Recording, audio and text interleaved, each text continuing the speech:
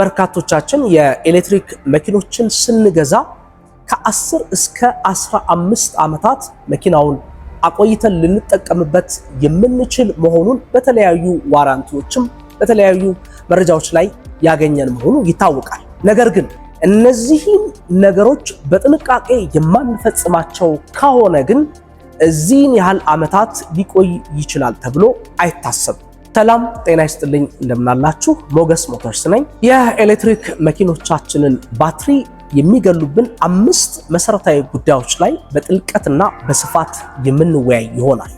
እንግዲህ ቻናላችንን ሰብስክራይብ በማድረግ ተጨማሪ መረጃዎችን ማግኘት ትችላላችሁ።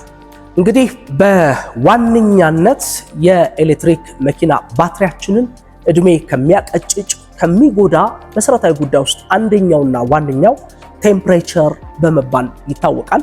የሥራ ባህሎቻችን አንዳንድ ጊዜ ለረጅም ሰዓት ቢሮ ውስጥ የምንቀመጥ ሰዎች መኪኖቻችንን ፀሐያማ በሆነ ወቅት ወይም ደግሞ ፀሐያማ በሆነ ቦታ ላይ ረጅም ሰዓት የምናቆም ደንበኞች አለን። እንግዲህ መኪኖቻችንን ረጅም ሰዓት ፀሐያማ የሆነ ቦታ ላይ ማቆም የአጠቃላይ የባትሪውን ቴምፕሬቸር ከፍ የሚያደርግበት ሁኔታ ስለሚፈጠር የባትሪውን እድሜ ያቀጭጭብናል። የባትሪው ለረጅም ጊዜ የመቆየት ሁኔታውን እያሳነሰብን ይመጣል። ሁለተኛው ፋስት ቻርጂንግ ነው። በእርግጥ ያው ብዙዎቻችን ከፋሲሊቲ ጋራ ከኢንፍራስትራክቸር ጋራ ተያይዞ የፋስት ቻርጅ መኖር ይፈለጋል። ያው እንደ ፋሲሊቲም ተቀምጧል። ነገር ግን እዚህ ፋስት ቻርጅ ጋር በተደጋጋሚ እየሄዱ ቻርጅ ማድረግ ተጽዕኖ ይፈጥራል። በተደጋጋሚ የሱፐር ፋስት ቻርጅን መጠቀም በባትሪው ላይ ከፍተኛ የከረንት ፍሰት፣ ከፍተኛ የቮልቴጅ ግፊት ባትሪ ሴሉ ላይ እንዲሁም ደግሞ የባትሪ ሲስተሙ ላይ ጫና ስለሚያሳድር ይሄ በእድሜ መቀጨጩ ላይ ወይም ደግሞ ቶሎ ለማርጀት ምክንያት የሚሆን ነው ማለት ነው። ሶስተኛው እንግዲህ የኤሌክትሪክ መኪኖቻችንን በተለያየ የቻርጅ ዲሲፕሊን እንድናደርግ መረጃዎችን እናገኛለን።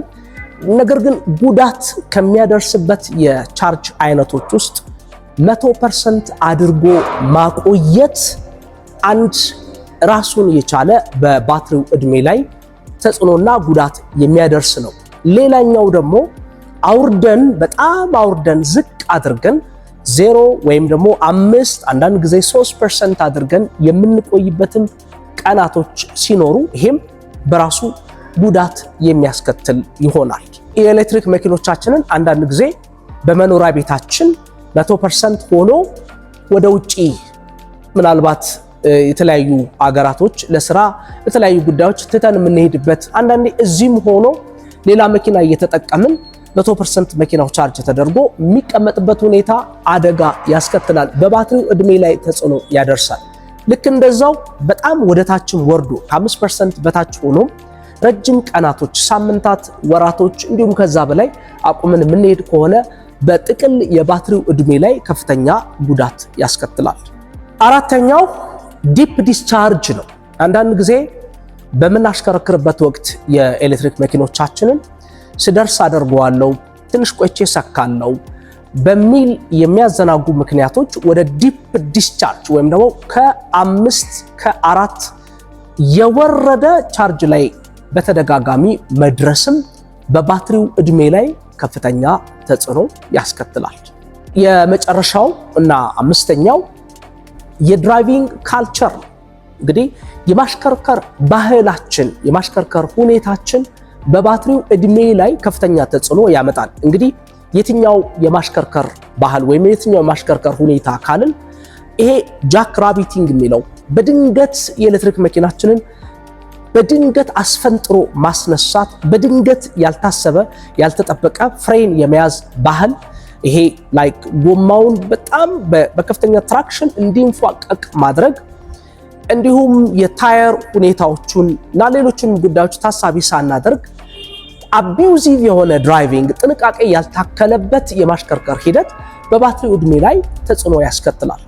ከላይ ለጠቀስኳቸው 5 ችግሮች መፍትሄው ታዲያ መፍትሄው ምንድነው? የሚሻለው ምንድነው? በሚለው ላይ ሰፋ ያለ ቪዲዮ እንድሰራላችሁ በኮሜንት ሴሽኑ ላይ ሞገስ ሞተርስ በማለት ጻፉልኝ። 30 ሞገስ ሞተርስ የሚል ኮሜንቶችን የማገኝ ከሆነ ሰፋ ያለ አስተማማኝ እጅግ በጣም ጥሩ የሚባል የመፍትሄ ሐሳብ ቪዲዮ ይዤላችሁ እንደምመጣ ቃል እገባለሁ።